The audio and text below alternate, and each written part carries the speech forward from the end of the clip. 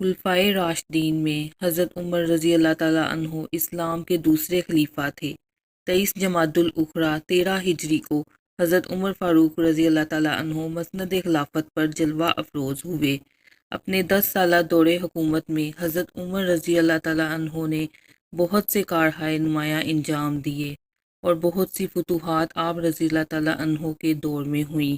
ان فتوحات میں عراق، ایران، اصفہان، ہمدان، رے، تبرستان، آذربائیجان، آرمینیا، فارس، کرمان، سیستان، مکران، خراسان، شام، حلب نمایاں ہیں۔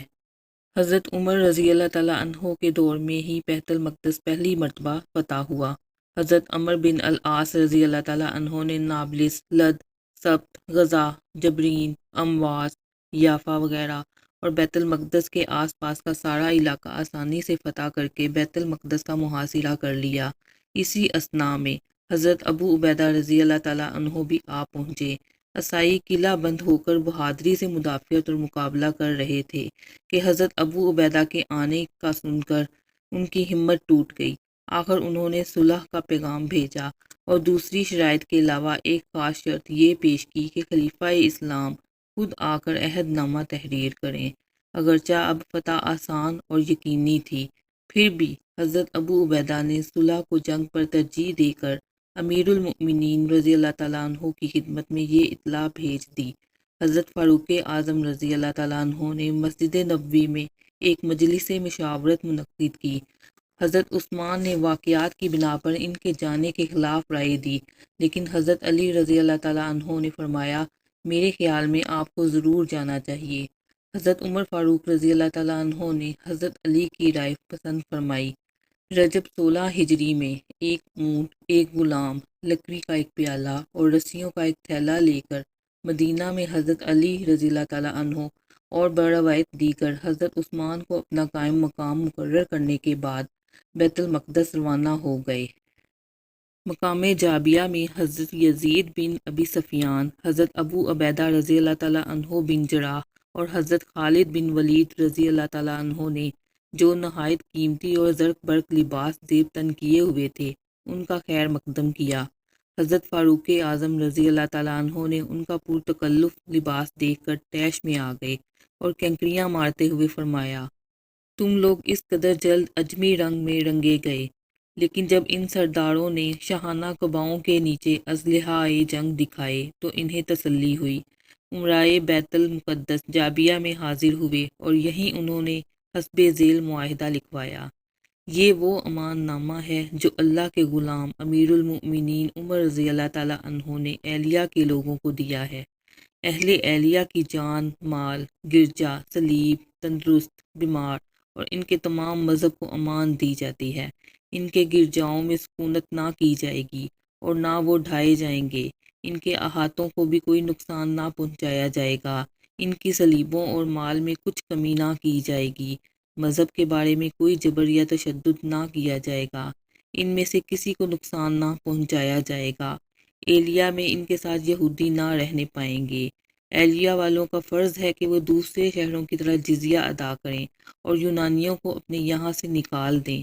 ان یونانیوں میں سے جو شہر سے نکل جائے گا اس کی جان اور مال محفوظ ہوگا جب تک وہ اپنی جائے امان پر نہ پہنچ جائے۔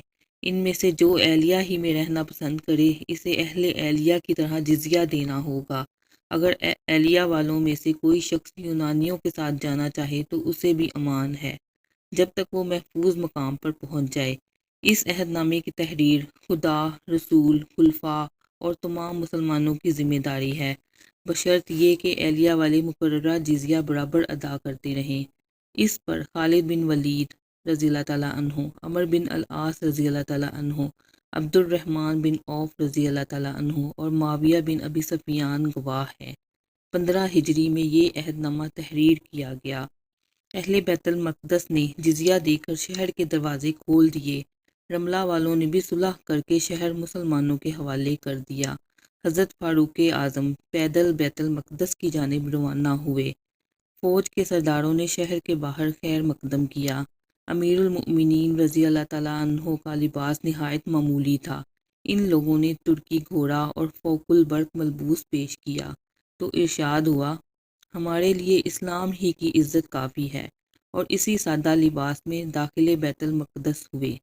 سب سے پہلے مسجد اقصیٰ میں جا کر سجدہ ریز ہوئے، پھر عیسائیوں کے گرجے میں گئے۔ نماز کا وقت ہو گیا تو عیسائیوں نے ادائے نماز کی اجازت دی، مگر انہوں نے اس خیال سے کہ کہیں مسلمان اس دلیل پر گرجے کو ہی مسجد نہ بنا لیں، باہر آ کر نماز پڑھی۔ فاروق اعظم رضی اللہ تعالیٰ عنہ کچھ عرصہ بیت المقدس میں مقیم رہے۔ ایک روز انہوں نے حضرت بلال رضی اللہ تعالیٰ عنہ سے اذان دینے کو کہا۔ وہ فرمانے لگے، میں نے عہد کیا تھا کہ رسول اکرم صلی اللہ علیہ وآلہ وسلم کے بعد کسی کے لیے اذان نہ دوں گا، لیکن آج اور صرف آج آپ کی آرزو پوری کروں گا۔ ادھر حضرت بلال رضی اللہ تعالیٰ عنہ نے اللہ اکبر کہا، ادھر عہد رسالت کے تصور میں صحابہ رضی اللہ تعالیٰ عنہ کی آنکھوں سے اشک کی جھڑی لگ گئی۔ حضرت معاذ بن جبل رضی اللہ تعالیٰ عنہ وفور گریہ سے ماہی بے آب کی طرح تڑپنے، اور حضرت فاروق اعظم رضی اللہ تعالیٰ عنہ سسکیاں بھرنے لگے۔ بیت المقدس پر اسلام کا علم فتح لہرانے کے بعد امیر المؤمنین رضی اللہ تعالیٰ عنہ نے فلسطین کو دو حصوں میں تقسیم کیا۔